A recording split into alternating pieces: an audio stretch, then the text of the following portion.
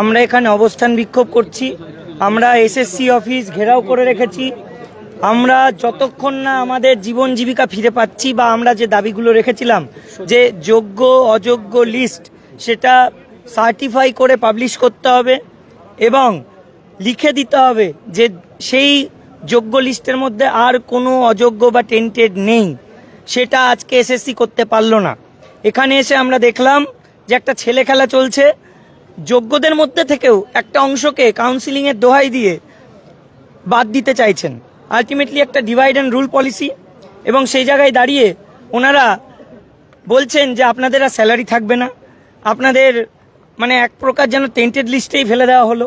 এটা আমরা কোনো প্রকারে মেনে নেব না। আমরা সময় দিয়েছি যে আপনারা পর্যালোচনা করুন, কথা বলুন, যোগ্য লিস্ট যেটা সার্টিফাই করে দেওয়ার কথা সঠিকভাবে যারা যোগ্য তাদের একজনের নামও যেন বাদ না যায় সেটা করতে হবে। ওএমআর পাবলিশের কথাও আমরা বলেছি, সেগুলো আলোচনার স্তরে ছিল, কিন্তু সেই পর্যায়ে আমরা যেতেই পারলাম না, আলোচনার স্তরে যেতেই পারলাম না, কারণ প্রথমেই ধাক্কা খেলাম যে এই লিস্ট থেকে নাকি অনেক যোগ্যদেরই বাদ দিয়ে দেওয়া হচ্ছে।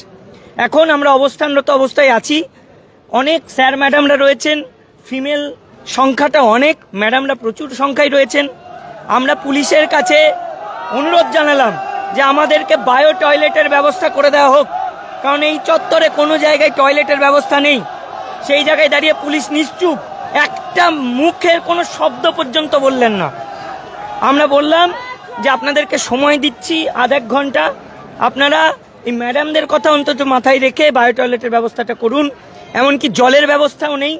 ওনারা চাইছেন যে এই অসহযোগিতাগুলো করবেন এবং তার ফলে হয়তো আমরা অসুবিধা ফেস করে আমরা হয়তো এখান থেকে উঠে যাব। আমরা বলে দিচ্ছি, যদি এই ব্যবস্থা না করা হয়, এই অসহযোগিতা যদি করা হয়, তাহলে কিন্তু আমরা এসএসসি অফিসের ভেতরে ঢুকে তার টয়লেট এবং তার জল ইউজ করার চেষ্টা করব।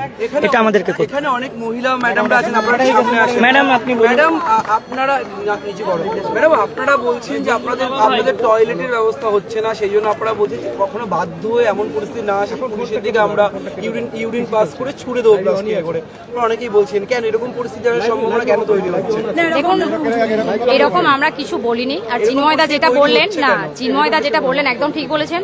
ওনারা চাইছেন যে যাতে করে আমরা এখান থেকে অবস্থান বিক্ষোভটা তুলে নিই, এটা হচ্ছে একটা প্রধান কারণ। সেই জন্য ওনারা মানে ওনারা ভাবছেন কি যে লেডিস মানে আমাদের সমস্যা হবেই, আমরা টয়লেট করতে পারবো না, তাহলে বাধ্য হয়ে আমরা কি করবো, তাহলে আমাদেরকে এই জায়গাটা ছাড়তে হবে, তাহলে আমাদের সংখ্যাটা কমে যাবে এবং আমাদের বিক্ষোভটা হয়তো আস্তে আস্তে মানে তার প্রতিক্রিয়াটাও আস্তে আস্তে কমে আর যাবে। তাছাড়াও নিয়ম আছে, টয়লেট লেডিস টয়লেট সবাই টয়লেট ইউজ করতে পারে, বিশেষ করে লেডিসের জন্য 5 স্টার হোটেল পর্যন্ত টয়লেট ইউজ করতে দিতে বাধ্য, এটা নিয়ম।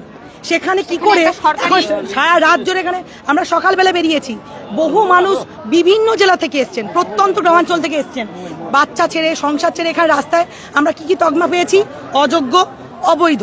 আজকে নতুন একটা সিলেকশন হয়ে গেল 4th কাউন্সিলিং থেকে, বাকি সব কাউন্সিলিং অবৈধ। কে ঠিক করলো এগুলো? যা করেছেন তার আগে যোগ্য লিস্ট বের করুন, টেন্টেডদের বের করুন। আর আমাদের জন্য পাবলিক টয়লেট যেভাবে ইউজ করার ব্যবস্থা আছে যদি করতে পারেন, ভেতরে পুলিশদের ব্যবস্থা করে মহিলাদের জন্য, প্রত্যেকটা মহিলার জন্য এরা টয়লেট ব্যবস্থা করতে হবে। টয়লেটটা সবার জন্য ইউজ করার জায়গা। এই অভিযোগ করেছেন তো, এর প্রত্যেকবার তাই হয়, প্রত্যেকবার তাই হয়। এ পুলিশ বারণ করে দেয়। জিজ্ঞেস করুন, পুলিশদের জিজ্ঞেস করুন কেন। আমাদের আর কিছু করণীয় নয়, এবার আমরা করে দেখাবো। করণীয় মানে কি? টয়লেটটা তো ইউজ করতে দিতে বাধ্য ওরা। করণীয় মানে কি? এটা তো করণীয় নয়। অবশ্যই তাহলে ব্যবস্থা করতে হবে, তার জন্য যা ব্যবস্থা করা প্রশাসন করবে। প্রশাসনের তো নিয়ম এটা যে টয়লেটটা আমাদের ইউজ করতে দেওয়া। আমার নাম অমিয়া মিশ্র। আপনারা বারবার পুলিশকে কি অনুরোধ করছেন যে শুনুন, পুলিশ কি বলছে? পুলিশ আজকে কোনো কথা নেই, পুলিশের কোনো কথা নেই। আচ্ছা আমরা কত দাগ নিয়ে যাবো? অযোগ্য অবৈধ আর কি দাগ দেবেন আমাদেরকে? মানে আমরা যেন মনে হচ্ছে একদম আমরা গরু ছাগল একদম রাস্তায় এসে পড়ে গেছি। এক তো আমাদেরকে অযোগ্য তালিকায় ফেলে দিয়েছে, মানে আরো যে এনারা কি চাইছেন আমরা বুঝতে পারছি না। আমাদের মান সম্মান একটা চলে গেছে, এনারা চাইছেন আমাদের যেটুকু সম্মান আছে সেটুকু আমাদের চলে যাবে। আমার নাম সাবিনা ইয়াসমিন। আমরা একদম যতক্ষণ না সুরাহা পাচ্ছি এখান থেকে আমরা যাচ্ছি না, কোনো মতেই যাব না। সুরাহা মানে আমাদের যে দাবিগুলো, ওই দাবিগুলো যতক্ষণ আদায় করতে পারছি ততক্ষণ আমরা এখান থেকে যাচ্ছি না। ওনারাও ভেতরে থাকুন, আমরা বাইরে থাকছি। আমরা ওনাদেরকেও বাইরে যেতে দেবো না, আমরাও যাব না। এবং যতক্ষণ না এই বায়ো টয়লেটের ব্যবস্থা করা হচ্ছে বা পানীয় জলের ব্যবস্থা করা হচ্ছে, আমরা এখানে আধ ঘন্টা ওয়েট করব। আধ ঘন্টা ওয়েট করার পরে যদি এটা না হয় আমরা এসএসসি অফিসের ভেতরের সব টয়লেট এবং জলের মানে ইউজ আমরা করব এবং সেখানে আটকাতে পারলে আটকে দেখা। যেটা হচ্ছে লিস্ট যদি না বেরোয় তো এখন আপনারা এখানে অবস্থান করবেন, সেক্ষেত্রে চেয়ারম্যান সহ অনেকেই আছেন ভেতরে, তাদের খাবার দাবার বা তাদের জন্য কি বা কিছু পাঠাবেন? তাদের খাবার দাবার পাঠাবো আমি বুঝলাম না। আমরা এখানে না খেয়ে বসে আছি, আমরা সকাল থেকে বসে আছি, এখনো কতক্ষণ না খেয়ে থাকতে হবে জানি না। আর ওনারা খাবেন মানে ওনারা এসি ঘরে বসে তো আছেন, আমরা তো এই গরমে দেখছেন তো ঘেমে যাচ্ছি। ওনারা তো যোগ্য কি অযোগ্য আমরা বলতে যাইনি, ওনারা তো স্যালারি পাচ্ছেন। আজকে ওনারা আমাদেরকে ওখান থেকে বাদ করে দিয়ে বলছেন তোমরা অযোগ্য, তোমরা স্যালারি পাবে না, মানেটা কি? এগুলো মেনে নেওয়া যায় নাকি কখনো? আপনাদের অবস্থান চলবে এখন একদম, আমরা যতক্ষণ না আমাদের দাবিগুলো মেটাতে পারছি আমাদের অবস্থান চলবে। এবং শুধু অবস্থান নয়, আজকে এই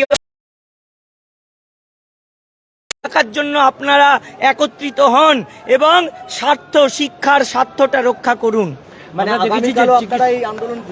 অবশ্যই আমরা এটা কন্টিনিউ করব, আমাদের দাবি পূরণ না হলে এটা চলবে। এর আগে দেখেছি চিকিৎসকদের আন্দোলনে সমাজের সব শ্রেণীর মানুষ এসেছেন, আপনারা কি সেই চিকিৎসক সহ সবাইকে?